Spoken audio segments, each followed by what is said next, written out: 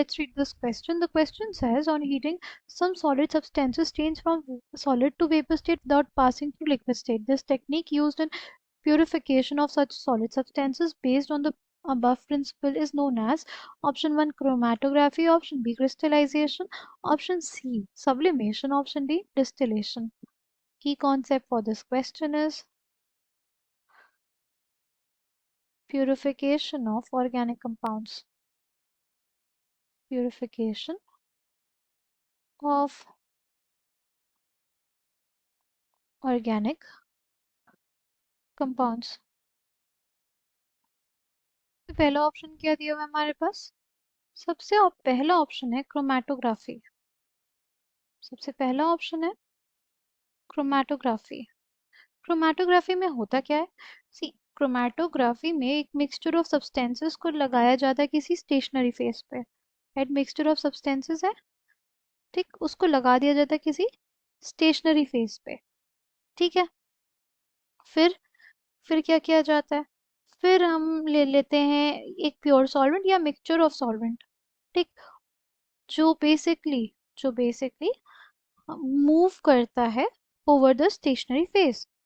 पहले हम लोग क्या लेते हैं? एक स्टेशनरी फेस, उस पे लगाते हैं मिक्सचर ऑफ सब्सटेंसेस, राइट, और फिर हम लोग ले लेते हैं मिक्सचर ऑफ सॉल्वेंट या प्योर सॉल्वेंट जो मूव करता है इस स्टेशनरी फेस पे, ठीक। और सिंस ये मूव करता है उस स्टेशनरी फेस पे, तो हमारे पास जो मिक्सचर होता है जो हमने अप्लाई किया होता है स्टेशनरी फेस पे वो सेपरेट हो जाता है। ठीक है, अगर बात करें क्रोमैटोग्राफी की, तो इसमें दो फेजेस होते हैं। एक मोबाइल फेज जो स्टेशनरी फेज के ऊपर मूव करता है, और दूसरा हमारा स्टेशनरी फेज,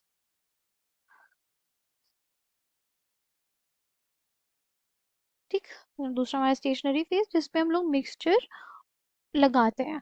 ठीक है, अगर सिंपली बात करें थिन लेयर क्रोमैटोग्राफी की, एक ग्लास प्लेट लिए जाती है, उस पर एल्यूमिना या सिलिका लगा दिया जाता है, ठीक। फिर उस उस जो ग्लास प्लेट होती है उस पर हम लोग मिक्सचर लगा देते हैं, ठीक, और एक बीकर में या टब में जिसमें क्या हो, सॉल्वेंट हो, उसमें डाल देते हैं इसको, ठीक। ये सॉल्वेंट जिस तरह से ऊपर मूव करता है वैसे वैसे जो हमारा मिक्सचर होता है वो क्या होता है, सेपरेट हो जाता है, सेपरेट आउट हो जाता है। ठीक है, नेक्स्ट क्या दिया है हमारा? क्रिस्टलाइजेशन दिया हुआ है। क्रिस्टलाइजेशन बेसिकली तब किया जाता है जब हमारे पास क्या हो, difference in difference in solubility, difference in solubility of compound and impurity। कब किया जाता है? जब हमारे पास डिफरेंस हो solubility of compound and impurity में। ठीक है, तब हम लोग क्या करते हैं? क्रिस्टलाइजेशन। ठीक है, नेक्स्ट सब्लिमेशन और डिस्टिलेशन। डिस्टिलेशन तब किया जाता है लिक्विड्स का जब उनमें क्या हो, डिफरेंस इन बॉइलिंग पॉइंट ज़्यादा हो, राइट। डिस्टिलेशन करने के लिए जो हमारे लिक्विड्स हैं उनके difference of boiling point should be large. There should be a difference, sufficient difference in boiling point of liquids, तब हम लोग डिस्टिलेशन करते हैं।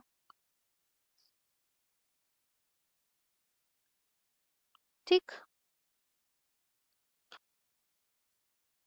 अगर बात करें लास्ट सब्लिमेशन, सब्लिमेशन में बेसिकली क्या किया जाता है?